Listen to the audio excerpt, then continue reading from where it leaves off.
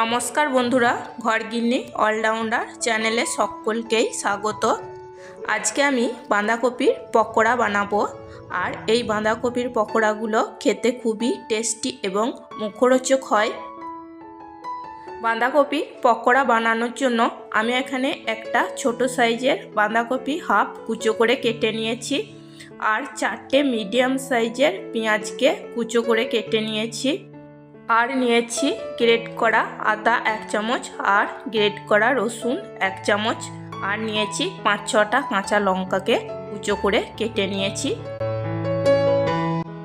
একটা বাটির মধ্যে আমি কুচো করে কেটে রাখা বাঁধাকপিগুলোকে নিয়ে নিচ্ছি। পেঁয়াজ কুচো দিয়ে দিচ্ছি আর দিয়ে দিচ্ছি 1 চামচ গ্রেট করা আদা আর 1 চামচ গ্রেট করা রসুন।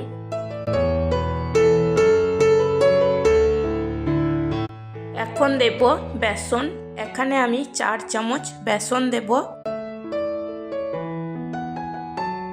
4 চামচ চালের গুঁড়ো দেব। টেস্ট অনুযায়ী লবণ দেব। 1 চামচ জিরে গুঁড়ো দেব আর 1 চামচ হলুদের গুঁড়ো দেব। 1 চামচ চাট মশলা,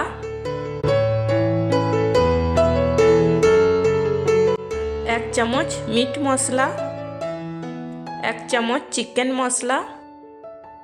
এখন আমি সব কিছু ভালো করে মিশিয়ে নেব। সব কিছু মিশিয়ে নেওয়ার পর এখন আমি অল্প অল্প করে জল দিয়ে পকোড়া বানানোর জন্য তৈরি করে নেব।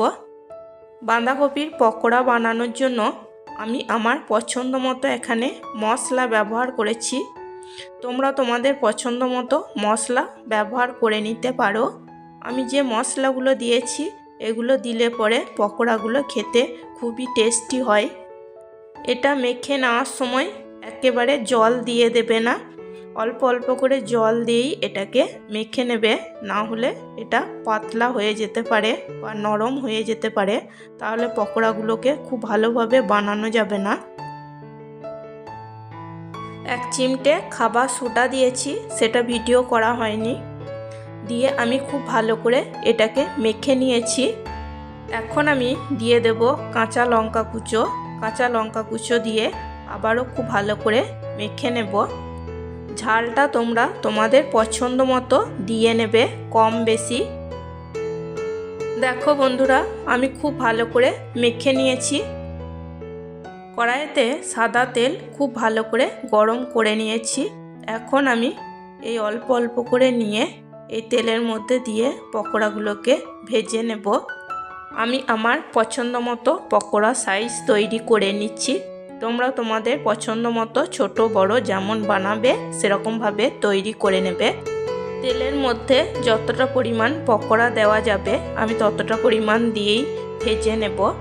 হাই ফ্লেমে তেল আমি খুব ভালো করে গরম করে নিয়েছি। এখন আমি পকোড়াগুলোকে মিডিয়াম ফ্লেম রেখেই ভেজে নেব, তাহলে পকোড়াগুলো খুব ভালোভাবে ভিতর পর্যন্ত ভাজা যাবে। তেলের মধ্যে পকোড়াগুলো আমার সব দেওয়া হয়ে গেছে। নিচের দিকটা একটু ভাজা হয়ে গেছে। এখন আমি উল্টে দেব।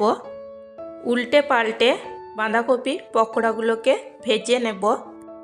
পকোড়াগুলোকে ভাজতে খুব একটা বেশি সময় লাগে না। আর এই শীতের দিনে বাঁধাকপির পকোড়া খেতে কিন্তু খুবই ভালো লাগে। চালের আটা এবং খাবার সোডা দিয়ে এই বাঁধাকপির পকোড়াগুলো বানালে খেতে খুবই কিন্তু মুচমুচে হয়।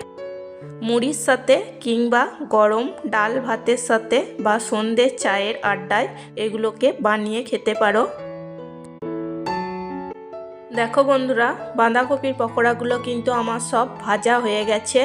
এখন আমি নামিয়ে নেব। দেখো পকোড়াগুলো কত সুন্দর হয়েছে এবং খেতেও খুবই টেস্টি এবং মুচমুচে হয়েছিল।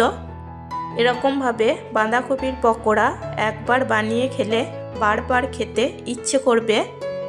একটু ঝাল কম দিয়ে এই বাঁধাকপির পকোড়াগুলোকে বানালে বাচ্চারাও খেতে খুবই পছন্দ করবে।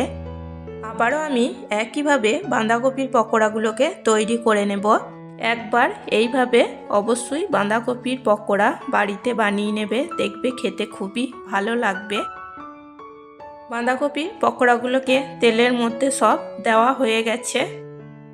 নিচের দিকটা ভাজা হয়ে গেছে, উল্টে দেব।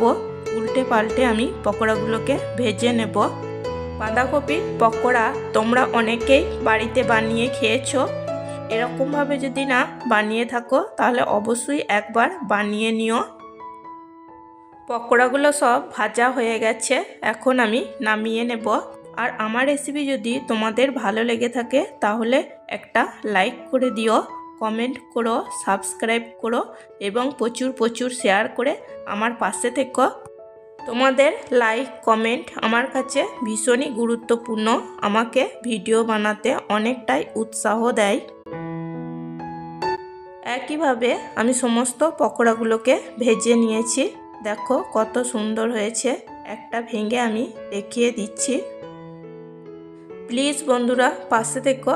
আজকের মতো এই পর্যন্তই, আবার আসবো অন্য কোনো নতুন রেসিপি নিয়ে। সবাই সুস্থ থাকবে, ভালো থাকবে। চলো টাটা, বাই।